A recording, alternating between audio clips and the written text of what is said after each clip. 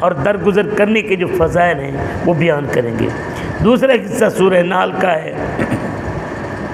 اس میں سب سے پہلے توحید کا ذکر کریں گے، اور ساتھ ہی اس میں ہم یہ بیان کریں گے کہ اللہ کے فرشتے اللہ کے حکم سے وحی لاتے ہیں اور وہ بھولتے نہیں ہیں، جہاں اللہ حکم دیتا ہے وہاں وحی لے کر جاتے ہیں۔ پھر اس کے بعد یہ ذکر کرنا ہے رسالت کا، اس میں ہم یہ بتائیں گے کہ رسول فقط مرد ہوتے ہیں، عورتیں نبی اور رسول نہیں ہوتی۔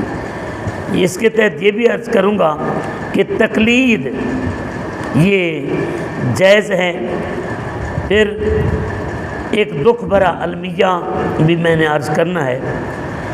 پھر بیٹی پیدا ہونے پر ہمارے ہاں آج کل پھر وہ دور جہالت پلٹ آیا کہ بیٹی اگر پیدا ہو جائے تو ہم پریشان ہو جاتے ہیں، بیٹوں کی پیدائش پر خوشیاں جشن مناتے ہیں، بیٹی کی پیدائش پر ہم غمگین ہوتے ہیں۔ اس کے بعد وعدہ پورا کرنے کا حکم اور قسم کو پورا کرنے کا حکم جو اللہ پاک نے دیا وہ مختصراً عرض کروں گا، اور شہد کی مکھی کے حوالے سے بھی اللہ پاک نے شہد کی مکھی کو کتنا کمال دیا ہے یہ میں عرض کروں گا۔ حضرات جی وقار، سب سے پہلے اللہ پاک فرماتا ہے سورہ ہجر کی 2 اور 14 پارے کی پہلی آیت، ربما یود الذین کفروا لو کانوا مسلمین۔ اللہ پاک نے آپ کو ایک بشارت دی، خوشخبری دی کہ تمہیں ایمان کی دولت اسلام کا خزانہ ملا ہے نا، تو اپنے آپ کو گھٹیا نہ سمجھو۔ یہ تو پتہ چلے گا قیامت والے دن جب کافر دوزخ میں ہوں گے، اور کافر جب دوزخ میں ہوں گے تو میرے اللہ نے یہاں بیان فرمایا کہ وہاں کافروں کی خواہش ہوگی کاش کہ ہم مسلمان ہوتے۔ حدیث پاک میں آتا ہے مشیت ایزدی سے کچھ مسلمان گناہ ہو گئے وہ بھی جہنم میں ہوں گے اور کافر بھی جہنم میں ہوں گے، لیکن وہاں کافر مسلمانوں کو طعنہ دیں گے کہ بتاؤ ہم تو چلو کافر ہوئے، تمہیں کلمہ پڑھنے کا کیا فائدہ ہوا؟ تم نے جناب نبی کا کلمہ بھی پڑھا، قرآن کو بھی مانا، نمازیں بھی پڑھی، چلو کوتاہی ہوگی، پھر تمہیں کیا فائدہ ہوا نبی کا کلمہ پڑھنے کا؟ مالک الملک کی غیرت موج میں آئے گی۔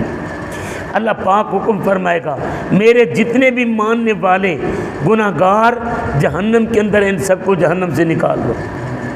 اب جب ان کو جہنم سے نکلتا ہوا کافر دیکھیں گے تو کہیں گے لو کانوا مسلمین، کاش کہ ہم بھی مسلمان ہوتے۔ اچھا، اب یہاں حدیث پاک میں آتا ہے کہ قیامت والے دن ایک حسرت کافروں کی ہوگی اور ایک حسرت مسلمانوں کی بھی ہوگی۔ کافر بھی یہ چاہیں گے کاش کہ ایک دفعہ اللہ ہمیں پھر دنیا میں بھیج دے، اور مسلمان بھی چاہیں گے اللہ ہمیں ایک دفعہ کاش دنیا میں پھر بھیج دے۔ اب کافر کیوں چاہیں گے؟ کافر کیونکہ وہاں لتر پولا ہو رہا ہوگا، اب سزا عذاب اللہ کا اتنا سخت ہوگا کہ اللہ کے عذاب کے ڈر کے مارے وہ خواہش کریں گے کہ یا اللہ ایک دفعہ پھر دنیا میں بھیج دے، ہم مسلمان بھی ہو جائیں گے، تیرے نبی کو بھی مانیں گے، تیری عبادت بھی کریں گے، کبھی نافرمانی نہیں کریں گے۔ لیکن ان کی یہ دعا بھی قبول نہیں ہوگی۔ دوسرا، مسلمان جو ہے مسلمان وہ بھی قیامت والے دن یہ خواہش کریں گے۔ مسلمان کون سے؟ وہ بھی بڑے اعلیٰ پائے کے مسلمان، اعلیٰ درجے کے مسلمان، جن کا ایک ایک پل اللہ کی عبادت میں گزرا، لیکن جب اللہ کی طرف سے ملنے والے اجر و ثواب کو دیکھیں گے تو پھر وہ خواہش کریں گے مولا ایک دفعہ پھر ہمیں دنیا میں بھیج تاکہ اس سے بھی زیادہ عبادت کریں اور اس سے بھی زیادہ درجے حاصل کر کے ہم تیری قربت حاصل کر کے ہم پھر جنت میں آئیں۔ یہ اللہ پاک نے پہلی آیت کے اندر ذکر فرمایا۔ پھر اس کے بعد اللہ پاک نے ذکر فرمایا آیت نمبر 9 کے اندر مالک الملک ارشاد فرماتا ہے انا نحن نزلنا الذکر وانا لہ لحافظون، ہم نے قرآن مقدس کو اتارا اور ہم اس کی حفاظت کرنے والے ہیں۔ حضرات جی وقار، یہ قرآن مقدس اللہ پاک کا پاک کلام ہے، اللہ پاک کا کلام ہے، جب سے ذات ایزدی ہے، اور یہ کلام اللہ کی صفت ہے۔ صفت موصوف کے ساتھ قائم ہوتی ہے، جب سے ذات ہوتی ہے تب سے صفت ہوتی ہے، اور جب تک ذات رہتی ہے تب تک صفت رہتی ہے۔ جب یہ کلام الہی اللہ کی صفت ہے تو یہ ازلی کلام ہے، اور پھر اللہ رب العزت کی صفت ہے تو یہ ابدی کلام ہے۔ جب تک ذات ربانی ہے تب تک یہ کلام باقی رہے گا، اور نہ ذات ربانی کی کوئی حد ہے نہ اس کلام کی بقا کی کوئی حد ہے۔ ایک بات تو یہ ہے۔ دوسرا، اللہ پاک نے فرمایا ہم نے اس کلام کی حفاظت کا ذمہ لیا ہے۔ تورات بدل گئی، زبور بدل گئی، انجیل بدل گئی، لیکن مالک الملک کی ایک کلام قرآن مجید برہان رشید جیسی تھی ویسی ہے۔ خلیفہ ہارون رشید کا دور تھا۔ خلیفہ ہارون رشید کے دور میں ایک یہودی مامون رشید کے پاس آیا۔ مامون رشید نے اسے اسلام کی دعوت دی کہ تو کلمہ پڑھ کر مسلمان ہو جا۔ اس نے انکار کر دیا، کہنے لگا جی نہیں، میرا مذہب سچا ہے، میں اپنے مذہب پر رہوں گا۔ اب وہاں سے جب گیا، وہ پڑھا لکھا یہودی تھا، سال بعد واپس آیا تو اب وہ قرآن پاک کے مسائل اور فقہ کے اوپر زبردست گفتگو کر رہا تھا۔ مامون رشید نے پوچھا کہ یہ بتا تو کب سے مسلمان ہو گیا؟ اس نے کہا جب میں پچھلے سال آیا تھا، آپ نے مجھے اسلام کی دعوت دی تھی، میں نے انکار کر دیا تھا۔ یہاں سے جانے کے بعد میں نے سارے مذاہب کو کنگالا۔ میں نے کس طرح کیا؟ سب سے پہلے میں نے تورات لکھی، اور اس کے اندر میں نے ملاوٹ کی، اپنی طرف سے آیات ڈالی، ایسے من گھڑت باتیں ڈالی، اور پھر میں یہودیوں کے پاس گیا۔ میں نے انہیں کتاب دی، میں نے کہا یہ تورات لے لو۔ انہوں نے جناب تورات کو اچھی طرح دیکھا، دیکھنے کے بعد انہوں نے مجھ سے خرید لی اور انہوں نے قبول کر لی۔ پھر میں نے انجیل لکھی، زبور لکھی۔ انجیل اور زبور لکھ کر میں عیسائیوں کے پاس گیا، اس کے اندر بھی میں ملاوٹ کر کے گیا تھا، میں نے عیسائیوں کو دی، لیکن عیسائیوں نے کھنگالنے کے بعد وہ بھی قبول کر لی۔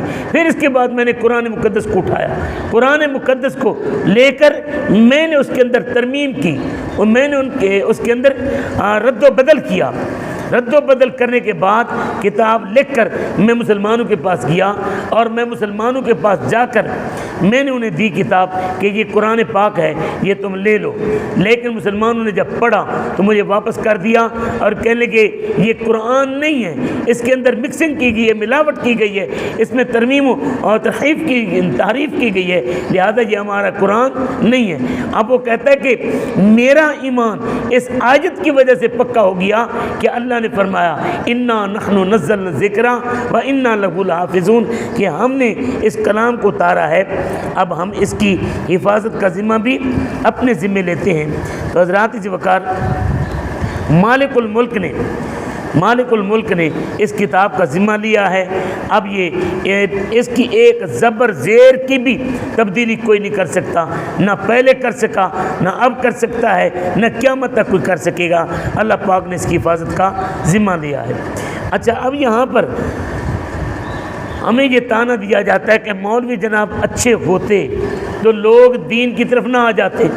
آئیے میں اللہ پاک کے کلام سے آپ کو یہ بتانا چاہتا ہوں، اللہ پاک نے کیا فرمایا۔ جن کے مقدر میں بدبختی ہوتی ہے وہ نبی کریم صلی اللہ علیہ وسلم سید الانبیاء بھی آ جائیں تو ابو جہل ہی رہا، اس میں نبی کریم صلی اللہ علیہ وسلم کا تو قصور نہیں تھا۔ حالانکہ ابو جہل سے کسی نے پوچھا یہ بتاؤ کیا تم محمد عربی صلی اللہ علیہ وآلہ وسلم کو سچا مانتے ہو یا نہیں؟ وہ کہنے لگا یار باتیں جو کرتا ہے باتیں تو سچی کرتا ہے، مگر مسئلہ یہ ہے کہ اس کا دین، اس کا لایا و دین ہمارے بڑوں کے دین کے خلاف ہے۔ اب یہاں پر اگر ہم کسی کو کہہ دیں کہ جناب دین کی طرف آ جاؤ، وہ اپنی سیاسی پارٹی کو لے لیتے ہیں، اپنے خاندان کو لے لیتے ہیں۔ اب انہوں نے اپنی سیاسی پارٹی کو تو دیکھنا ہے، انہوں نے نبی کی پارٹی کو نہیں دیکھنا۔ انہوں نے ان کا قائد کتے کے گلے میں ٹکٹ ڈال دے اس کو تو ووٹ دیں گے، لیکن نظام مصطفیٰ انہیں قبول نہیں ہوگا۔ آئیے قرآن پاک سنیے ذرا میرا رب کیا کہتا ہے، وَلَوْ فَتَحْنَا عَلَيْهِمْ بَابًا مِّنَ السَّمَاءِ فَظَلُّوا فِيهِ يَعْرُجُونَ لَقَالُوا إِنَّمَا سُكِّرَتْ أَبْصَارُنَا بَلْ نَحْنُ قَوْمٌ مَّسْحُورُونَ وَلَقَدْ جَعَلْنَا فِي السَّمَاءِ بُرُوجًا وَزَيَّنَّاهَا لِلنَّاظِرِينَ۔ اللہ پاک فرماتا ہے یہ جو منکر ہیں اگر ان کے لیے آسمان کے دروازے کھول دیے جائیں یا آسمان میں چڑھ جائیں، اللہ پاک کی قدرت کی نشانیاں دیکھیں، یہ لوح محفوظ کو بھی پڑھ کر آ جائیں تو پھر بھی یہ کہیں گے لو جی اساڑے تے انہوں نے جادو کرتا ہے، ہمارے اوپر جادو ہوا ہے، ہمیں تو جناب کوئی نشہ چڑھ گیا ہے، ہمارے اوپر اثر ہو گیا ہے۔ اصل بات اس طرح نہیں ہے جیسے ہے، اللہ پاک فرماتا ہے یہ لوح محفوظ کو بھی پڑھ کر آ جائیں تو بدبختوں کے مقدر میں بدبختی ہوتی ہے، ان کے اوپر دین یا قرآن کا اثر جلدی نہیں ہوتا۔ پھر اس کے بعد اللہ پاک نے انسان کی تخلیق کا ذکر فرمایا۔ مالک الملک اپنے کلام مجید برہان رشید کے اندر انسان جو اکڑا پھرتا ہے کہتا ہے کہ میں جناب فلاں ہوں، میں فلاں ہوں، میں سونا ہوں، میں گورا ہوں، میں چٹا ہوں، میں لمبا ہوں، میں جناب سید ہوں، میں سردار ہوں، میں چودھری ہوں۔ اللہ پاک نے فرمایا تیری اوقات کیا ہے، آ میں تجھے بتاتا ہوں، تیری اوقات تجھے بتاتا ہوں۔ اوقات انسان کی کیا ہے؟ ایک جگہ پر آتا ہے کہ اللہ پاک نے اس انسان کو پانی کی بوند سے ٹپکنے، انسان کے اپنے بدن سے ٹپکنے والے پانی کی بوند سے پیدا کیا، لیکن آدم علیہ السلام اصل انسان کی جو تخلیق ہوئی اس کا ذکر کرتے ہوئے مالک ارشاد فرماتا وَلَقَدْ خَلَقْنَا الْإِنسَانَ مِنْ صَلْصَالٍ مِنْ حَمَإٍ مَسْنُونٍ۔ ہم نے انسان کو پیدا کیا بجتی ہوئی، کھنکتی ہوئی، سیاہ بودار مٹی سے، کھنکتی ہوئی، بجتی ہوئی، سیاہ بودار مٹی سے پیدا کیا۔ اور جن کو کہاں سے پیدا کیا؟ من نار السمیم جاننا خلقنا ہو، جن کو ہم نے پیدا کیا من قبل، اس انسان کی تخلیق سے پہلے، من نار السموم بے دھواں آگ سے۔ اب یہاں پر ایک ہے نار، ایک ہے نور، ایک ہے فرشتہ، ایک ہے جن۔ فرشتہ نور سے پیدا ہوا اور جن نار سے پیدا ہوا۔ یہ نار اگر یہ لطیف ہو جائے تو نور بن جاتا ہے، اگر کثیف ہو جائے، میلی ہو جائے تو پھر یہ نار بن جاتی ہے۔ اب جن کو پیدا کیا نار سے اور فرشتے کو پیدا کیا رب نے نور سے، لیکن مزے کی بات یہ ہے یہاں پر جن کو بھی اللہ پاک نے یہ قدرت عطا کی ہے یتشکل باشکال مختلفہ، یہ مختلف روپ دھار سکتا ہے، مختلف روپ دھار سکتا ہے، لیکن یہ جن شیطان ہر ایک کا روپ دھار سکتا ہے، ہر ایک کا روپ۔ یہ ولی کے روپ میں بھی آ سکتا ہے، پیر کے روپ میں بھی آ سکتا ہے، باپ کے روپ میں بھی آ سکتا ہے، جن کے روپ میں بھی یہ سانپ بن کر بھی آ سکتا ہے، لیکن میرے نبی کا روپ نہیں دھار سکتا، میرے نبی کا روپ نہیں دھار سکتا۔ یار میں یہاں پر یہ کہنا چاہتا ہوں کہ جن ہر شکل اپنا سکتا ہے، شیطان ہر روپ دھار سکتا ہے، لیکن وہ بھی یہ کہتا ہے کہ میں نبی جیسا نہیں ہو سکتا۔ لیکن کچھ انسان ایسے ہیں، میں نام نہیں لیتا، خواجہ غلام فرید فرماتے ہیں اے ملا نہیں کئی کار دے، شیوے نہ جاننے یار دے، واقف نہ بید اسرار دے، وہاں جی کنڈ دے بھرنے تھے دڑی۔ فرماتے ہیں کہ کچھ ملا ایسے ہیں جو کہتے ہیں کہ جناب نبی ہمارے جیسا ہے، لیکن یہاں پر شیطان ہو کر بھی یہ کہتا ہے کہ میں نبی جیسا نہیں ہو سکتا، لیکن انسان ہو کر یہ کہتا ہے کہ میں نبی جیسا ہوں۔ اللہ پاک نے یہ فرشتے کو بھی قوت عطا فرمائی ہے، جس طرح جبریل امین کے بارے میں آتا ہے میرے نبی کے دربار میں ایک دفعہ آئے دہیا قلبی کے روپ میں، میرے نبی کریم صلی اللہ علیہ وآلہ وسلم کے ساتھ بیٹھ کر گفتگو کی، واپس چلے گئے۔ میرے نبی نے پوچھا بتاؤ یہ کون ہے؟ صحابہ نے کہا کہ یا رسول اللہ یہ دہیا قلبی۔ اب یہاں پر مفسرین کرام فرماتے ہیں کہ دہیا قلبی کا روپ دھار کر جبریل کیوں آئے؟ عشق والی بات کرتے ہیں. کہتے ہیں کہ جب دہیہ قلبی میرے نبی کے دربار میں آتے تھے نا تو آقا کھڑے ہو کر دہیہ قلبی کو سینے لگا لیتے تھے. جبریل دہیہ قلبی کا روپ اس لیے دھار کر آئے شاید آقا مجھے بھی سینے سے لگا لیں، لیکن یہ مقدر دہیہ قلبی کا تھا. تو یہ انسان کو اللہ پاک نے پیدا فرمایا کھنکتی ہوئی بجتی ہوئی مٹی سے، اور اللہ پاک نے فرشتوں سے کہا کہ میں ایک بشر کو پیدا کرنے والا ہوں کھنکتی ہوئی سیاہ بودار مٹی سے. جب میں اسے کیا کروں، میں درست کر لوں اور اس کے اندر روح پھونک دوں، فقعوا لہ ساجدین. اب فرشتوں سے کہا تم نے اسے کیا کرنا ہے، سجدہ کرنا ہے. فسجد الملائکۃ کلہم اجمعون، سارے فرشتوں نے سجدہ کیا الا ابلیس، ابلیس نے سجدہ نہ کیا. ابا ان یکون مع الساجدین، اس نے انکار کر دیا کہ میں اس کو سجدہ کیوں کروں. تو اللہ پاک نے فرمایا یا ابلیس ما لک الا تکون مع الساجدین، ابلیس تو نے سجدہ کیوں نہیں کیا. قال الم اکن لاسجد لبشر خلقته من صلصال من حمأ مسنون، کہ میں اس کو کیوں پیدا کروں جسے آپ نے کھنکتی ہوئی بجتی ہوئی مٹی سے پیدا کیا. اب یہاں پر ایک بات کرتا چلوں، آپ دیکھیں اللہ پاک نے کبھی بھی کسی کافر کو کفر کی وجہ سے نہیں پکڑا. اللہ پاک نے کسی بھی مشرک کو اس کے شرک کی وجہ سے نہیں پکڑا. کس وجہ سے پکڑا؟ قرآن پاک اٹھائیں، حدیث پاک اٹھائیں. اللہ پاک نے جب بھی کسی کو پکڑا ہے نا اپنے کسی محبوب بندے کی بے ادبی کی وجہ سے پکڑا ہے. فرعون خدائی دعوے کرتا رہا، رب نے نہیں پکڑا. کب پکڑا؟ جب موسیٰ علیہ السلام کی بے ادبی کرنے کے لیے نکلا. نمرود خدائی دعوے کرتا رہا، سجدے کراتا رہا، خدا بن کر بیٹھا رہا، اللہ پاک نے نہیں پکڑا. کب پکڑا؟ جب ابراہیم علیہ السلام کی بے ادبی گستاخی کی. خانہ کعبے کا طواف مکے کے کافر کرتے رہے، ننگا طواف کرتے رہے، اللہ پاک نے نہیں پکڑا. انہیں کب پکڑا؟ جب میرے نبی کریم صلی اللہ علیہ وسلم کے مقابلے میں آئے. ابلیس، اور یہاں پر یہ بھی ذہن میں رکھیں عبادت ریاضت اپنی جگہ پر، لیکن اگر بندہ کسی اللہ والے کا بے ادب ہو جائے تو پھر اللہ پاک عبادت بھی منہ پر مارتا ہے اور اسے مردود کر دیتا ہے. مفسرین فرماتے زمین کے چپے چپے کے اوپر، کونے کونے کے اوپر ابلیس کے سجدوں کے نشان ہیں، لیکن مارا کیوں گیا؟ اس لیے کہ آدم علیہ السلام کا بے ادب ہو گیا، بے ادب ہو گیا. اللہ پاک نے کیا فرمایا؟ فَخْرُجْ مِنْهَا فَإِنَّكَ رَجِيمٌ، نکل جا میری دربار سے، تو مردود ہے اور تیرے پر قیامت تک لعنت برستی رہے گی. لیکن اس نے بڑی چالاکی سے کہا فَأَنظِرْنِي إِلَىٰ يَوْمِ يُبْعَثُونَ، اللہ مجھے قیامت تک زندگی دے دے. اللہ پاک نے فرمایا جا دے دی. کیا کرے گا؟ اِلَىٰ یوم الوقت المعلوم، وقت معلوم تک تجھے زندگی ہے. اس نے یہ کہا کہ ربی بما اغویتنی لأزینن لہم فی الارض ولأغوینہم اجمعین، اللہ جن کی وجہ سے تو نے مجھے گمراہ یہ راندہ درگاہ کیا ہے نا، میں بھی ان کی نسلوں کو ان کو گمراہ کروں گا. ان کے لیے دھرتی کو سجا دوں گا، ان کے لیے دنیا کو سجا دوں گا، ان کے لیے دولت کو سجا دوں گا. میں انہیں کیا کروں گا؟ گمراہ کروں گا. پھر لیکن یہ کہا کہ الا عبادک منہم المخلصین، سوائے تیرے پاک باز بندوں کے.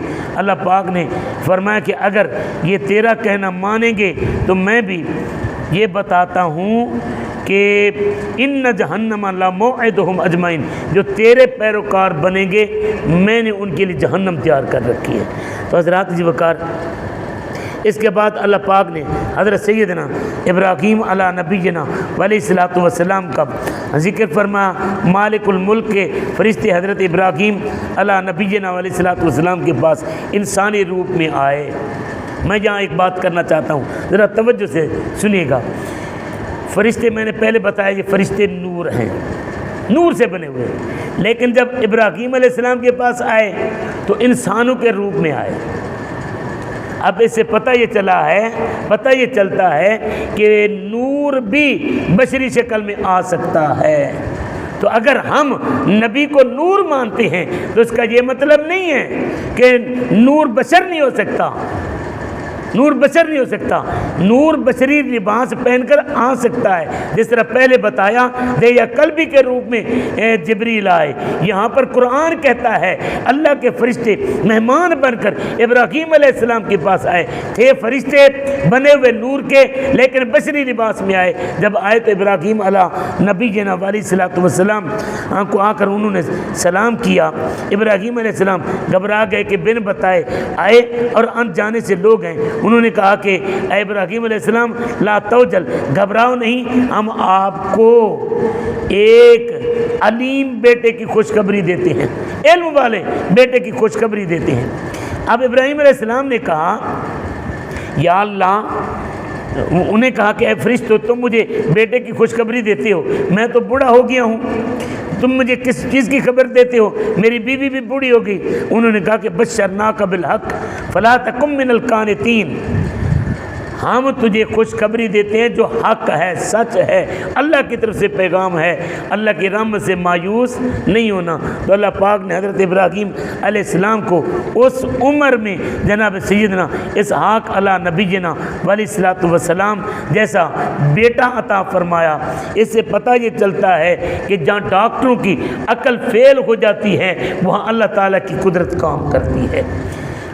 اب یہ ہے کہ جناب 40 سال عموماً طب کے تحت عورت مایوس ہو جاتی ہے، اسے آئسہ کہتے ہیں، اس کے جو خاص ایام ہے وہ بند ہو جاتے ہیں۔ مرد کی بھی ایک عمر ہے، لیکن اللہ پاک نے زکریا علیہ السلام کو اور کس عمر میں بیٹا دیا، یحییٰ علیہ السلام، ابراہیم علیہ السلام کو بڑھاپے میں حضرت اسحاق علیہ السلام دیے، اسماعیل علیہ السلام دیے۔ یہ میرے مالک کی قدرت ہے۔ اس کے بعد حضرت لوط علیہ السلام کا قصہ ہے، اور پھر حضرت لوط علیہ السلام کا قصہ میں مختصراً پہلے عرض کر چکا ہوں۔ حضرت لوط علیہ السلام کے قصے کے بعد اللہ پاک نے اصحاب الایکہ کا ذکر کیا۔ ایکہ حضرت یہ کہتے ہیں جھاڑیوں کو، باغات کو۔ حضرت شعیب علیہ نبینا علیہ الصلوۃ والسلام کی قوم جو تھی، شعیب علیہ السلام کی قوم یہ سرسبز وادیوں کے درمیان رہتی تھی، اس لیے انہیں اصحاب ایکہ کہتے ہیں۔ انہوں نے نافرمانی کی، ناپ تول میں کمی کی، بت پرستی کی۔ اللہ پاک نے فرمایا ہم نے ان سے انتقام لیا۔ پھر اللہ پاک نے اصحاب سمود کا ذکر کیا، صالح علیہ السلام کی قوم کا۔ تو اللہ پاک نے اونٹنی پتھر سے نکال کر ان کے پاس بھیجی۔ اللہ پاک نے فرمایا، اور قدرت کی بات یہ ہے کہ پتھر سے نکلی ہوئی اونٹنی اتنا دودھ دیتی تھی کہ بے مثال دودھ تھا، لیکن ان لوگوں نے اس اونٹنی کو قتل کر دیا۔ اللہ پاک نے فرمایا کہ اللہ پاک نے ان کے اوپر عذاب اتارا، انہیں مالک الملک نے برباد کر دیا۔ پھر اس کے بعد اللہ رب العزت نے حکم فرمایا، مالک الملک نے اپنے محبوب پاک صلی اللہ علیہ وآلہ وسلم کو حکم فرمایا کہ محبوب وما خلقنا السماوات والارض وما بینہما الا بالحق وان الساعۃ لآتیہ۔ میرے نبی کو اور تسلی دی کہ قیامت کا دن آنے والا ہے، اگر کوئی تیرے قرآن کے نظام کا انکار کرتا ہے، بغاوت کرتا ہے، آپ گھبرائیں نہیں، قیامت آنے والی ہے، میں وہاں پر ان سے حساب لوں گا، آپ ان سے درگزر فرمائیں۔ اس کے بعد اللہ پاک نے سورۃ نحل کے اندر ذکر فرمایا۔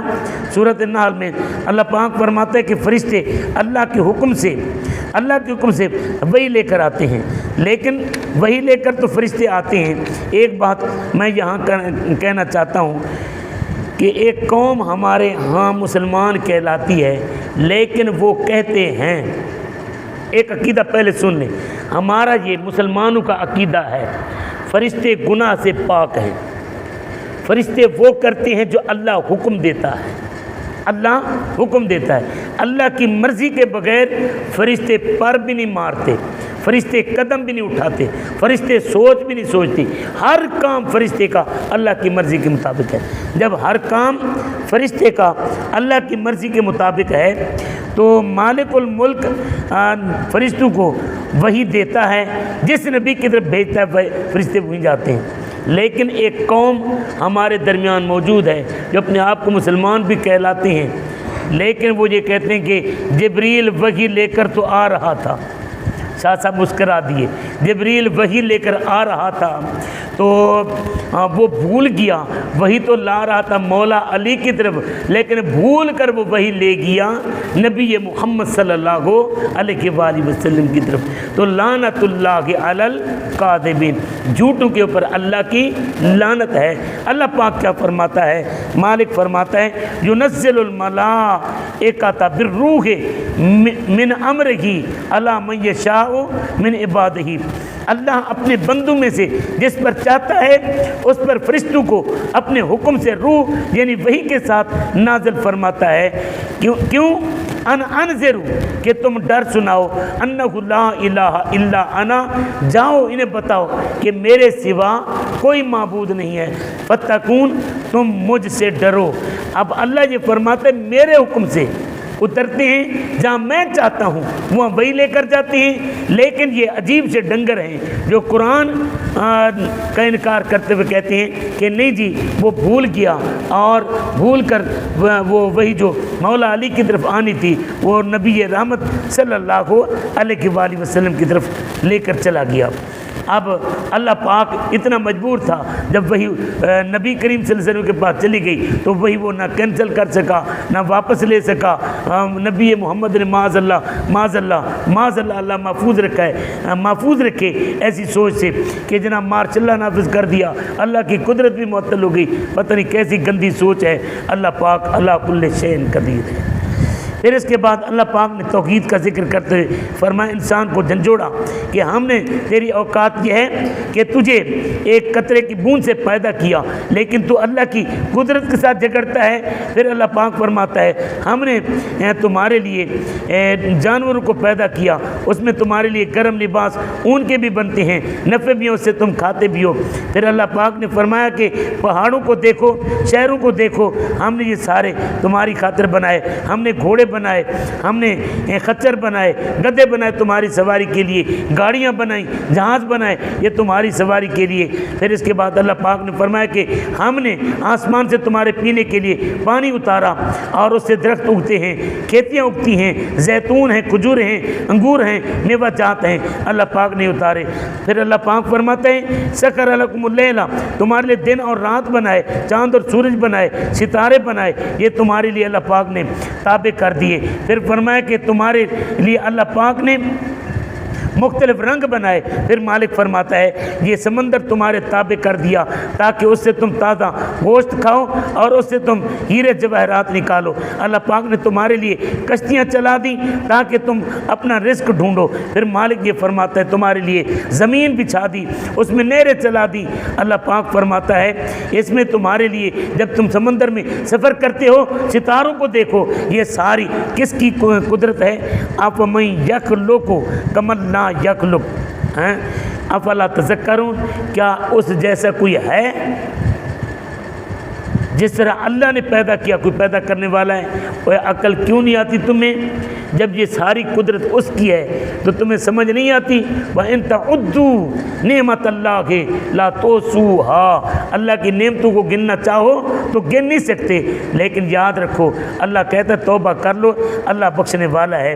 پھر اس کے بعد اللہ رب العزت نے رسالت کا ذکر فرمایا، مالک الملک نے رسالت کا ذکر کرتے ہوئے اپنے کلام مجید برہان رشید کے اندر محبوب پاک صلی اللہ علیہ وآلہ وسلم کی نبوت و رسالت اور دیگر انبیاء کی رسالت کا اللہ پاک نے بیان فرمایا۔ مالک الملک آیت مقدسہ نمبر 41 کے اندر ذکر فرماتا ہے، اللہ رب العزت کریم مالک یہ فرماتا ہے،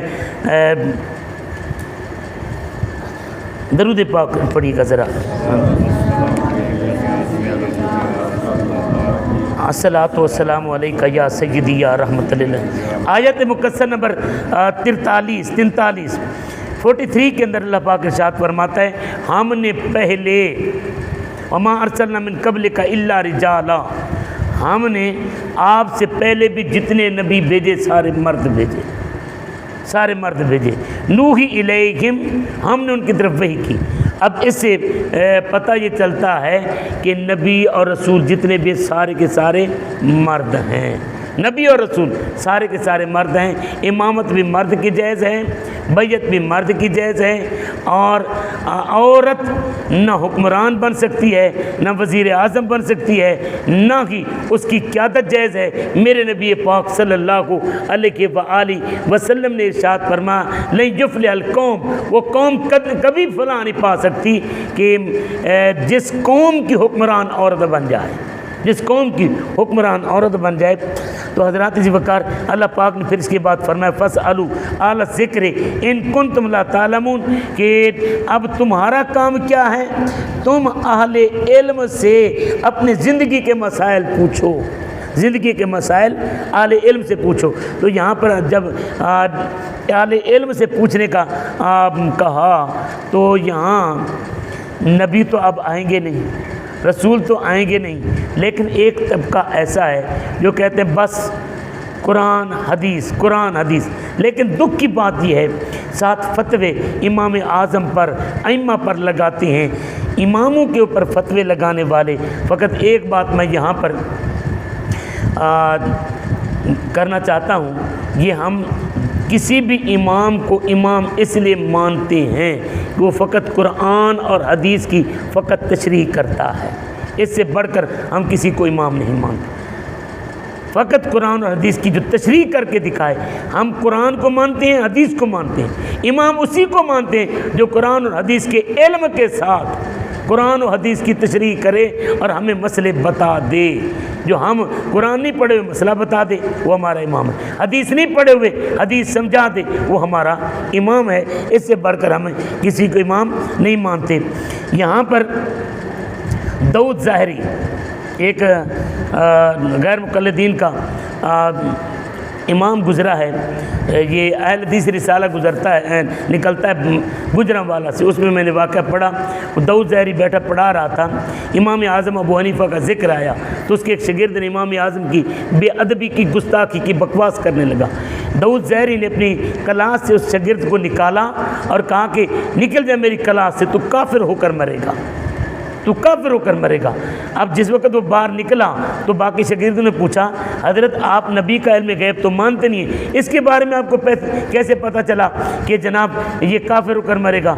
اس نے کہا کہ میں نہیں جانتا، لیکن نبی کریم صلی اللہ علیہ وسلم نے فرمایا من عاد لی ولیًا فقد آذنتہ بالحرب، کہ جو میرے ولیوں کے ساتھ دشمنی رکھتا ہے اس کے خلاف میں اعلان جنگ کرتا ہوں۔ امام اعظم ابو حنیفہ اللہ کے ولی تھے، ولی ہیں، ولی رہیں گے، اس نے ان کی بے ادبی کی ہے، لہٰذا اللہ پاک اس کے مرنے سے پہلے سے اپنے اساس ایمان کے چھین لے گا، یہ کافر ہو کر مرے گا۔ اور یہی کہتے ہیں کہ وہ بندہ کچھ عرصے کے بعد وہ مرزائی ہو گیا اور مرزائی ہو کر بری موت مرا۔ ایسے دعا کرتے ہیں اللہ پاک ہمیں اللہ والوں کی بے ادبی اور گستاخی سے محفوظ فرمائے۔ آیت نمبر 59 کے اندر اللہ پاک نے ذکر فرمایا کہ جو لوگ بیٹیوں کے حوالے سے غمگین ہو جاتے ہیں، اگر انہیں بیٹی کی خبر دی جائے تو پریشان ہو جاتے ہیں، تو مالک الملک نے ان کے بارے میں بیان فرمایا کہ بیٹی کے خوشخبری پر تمہیں مایوس نہیں ہونا چاہیے بلکہ خوش ہونا چاہیے۔ میرے نبی اللہ پاک فرماتا ہے وَإِذَا بُشِّرَ أَحَدُهُم بِالْأُنثىٰ ظَلَّ وَجْهُهُ مُسْوَدًّا وَهُوَ كَظِيمٌ، کہ جب انہیں بیٹی کی خوشخبری دی جائے تو ان کے چہرے کالے پڑ جاتے ہیں اور وہ یہ سوچتے ہیں کہ بیٹی کو کہاں چھپائیں، یا پھر وہ اسے چھپاتے پھرتے ہیں، کون سے چھپاتے پھرتے ہیں کہ انہیں یہ خوشخبری کیوں ملی، اسے ذلت کے ساتھ چھپاتے ہیں، یا یہ سوچتے ہیں کہ زمین کے اندر اسے دبا دیں۔ اللہ پاک فرماتے ہیں یہ کتنا برا فیصلہ کر رہے ہیں۔ حضرات وقار میرے نبی کریم صلی اللہ علیہ وآلہ وسلم نے بیٹی کو رحمت قرار دیا ہے، بیٹی کو رحمت قرار دیا ہے۔ مدینے کے تاجدار صلی اللہ علیہ وآلہ وسلم ارشاد فرماتے جب کسی گھر میں بیٹی پیدا ہوتی ہے تو اللہ پاک کے فرشتے اس گھر میں اترتے ہیں، اس گھر میں اتر کر وہ فرشتے کہتے ہیں اے گھر والوں تم پر سلامتی ہو، پھر اس بیٹی کو اپنے پروں سے وہ چھپا لیتے ہیں اور پھر اس کے اوپر اپنے پر پھیرتے، ہاتھ پھیرتے ہوئے کہتے ہیں ایک کمزور لڑکی ایک کمزور عورت سے پیدا ہوئی، جو اس کی حفاظت کرے گا قیامت کے دن اللہ اس کی مدد فرمائے گا۔ تو ہمیں بیٹوں سے نفرت نہیں کرنی۔ اس کے بعد اللہ رب العزت نے آیت نمبر 91 کے اندر وعدہ پورا کرنے کا حکم فرمایا۔ مالک الملک ارشاد فرماتا ہے کہ اپنے کلام مجید برہان رشید کے اندر اللہ پاک نے ہمیں حکم دیا وعدہ پورا کرنے کا۔ وَأَوْفُوا بِعَهْدِ اللَّهِ اِذَا عَاهَدتُّمْ، جب تم وعدہ کرو تو وعدے کو پورا کرو۔ میرے نبی نے فرمایا کہ اوفوا بالعہد ان العہد کان مسئولا، وعدے کو پورا کیا کرو، وعدے کے بارے میں تم سے سوال ہوگا۔ اور پھر قسمیں جو اٹھا کر ہم کہتے ہیں خدا کی قسم یہ کروں گا، اس کو بھی پورا کرنے کا اللہ پاک نے حکم دیا۔ آخر میں شہد کی مکھی کا ذکر کرتے ہیں۔ شہد کی مکھی، اللہ تبارک و تعالیٰ نے شہد کی مکھی کا اپنے کلام مجید کی آیت نمبر 69 کے اندر ذکر فرمایا۔ مالک الملک نے شہد کی مکھی کا ذکر کرتے ہوئے فرمایا کہ ہم نے شہد کی مکھی کی طرف وحی فرمائی۔ اللہ پاک کی یہ قدرت کا خاص نمونہ ہے۔ یہ ہم گھر بناتے ہیں نا، 4 کونا، تکونا، 12 دری، لیکن یہ 8 کونوں والا گھر بناتی ہے، اور اس کا نظام بڑا زبردست ہے۔ نظام زبردست ہے، اس کی لیبارٹی ہے۔ اگر کوئی مکھی جائے یہ کڑوے رس چوس کر لاتی ہے، لیکن حدیث پاک میں آتا ہے جب یہ رس چوس کر لاتی ہے نا تو نبی کریم صلی اللہ علیہ وسلم کے اوپر درود پڑھتی ہوئی آتی ہے تو کڑوا رس بھی میٹھا ہو جاتا ہے۔ اور پھر دوسری بات یہ ہے کہ یہ شہد کی مکھی کا لیبارٹی کا نظام ہے۔ جب کوئی مکھی رس چوس کر لاتی ہے تو باقاعدہ اس کا ٹیسٹ ہوتا ہے، ٹیسٹ کے بعد اسے چھتے میں وہ رس اگلنے کی اجازت دی جاتی ہے۔ اور اگر زہریلا رس چوس کر آئے تو پورا نظام عدل ان کا موجود ہے۔ نظام عدل، کوئی بھی مکھی زہریلا رس چوس کر لائے تو پھر اس کو وہاں پر اس کا سر قلم کر دیا جاتا ہے۔ کبھی آپ جا کر دیکھیں مکھی کا چھتا، شہد کی مکھی کا جہاں چھتا ہوتا ہے اس کے نیچے شہد کی مکھیوں کے کٹے ہوئے سر اور دھڑ پر پڑے ہوتے ہیں۔ یہ سر اور دھڑ یہ کیوں پڑے ہوتے ہیں؟ یہ وہ مکھیاں ہوتی ہیں جو زہریلا رس چوس کر لاتی ہیں، انہیں سزا کے طور پر قتل کر دیا جاتا ہے۔ تو اللہ پاک نے شہد کی مکھی میں بھی ایک عدل کا نظام رکھا، لیکن یہاں پر یہ بھی میں بتاتا چلوں اللہ پاک نے اس شہد کی مکھی کو بھی تیرا وفادار بنایا، لیکن افسوس انسان تو خدا کا وفادار نہ بن سکا۔ اللہ پاک میں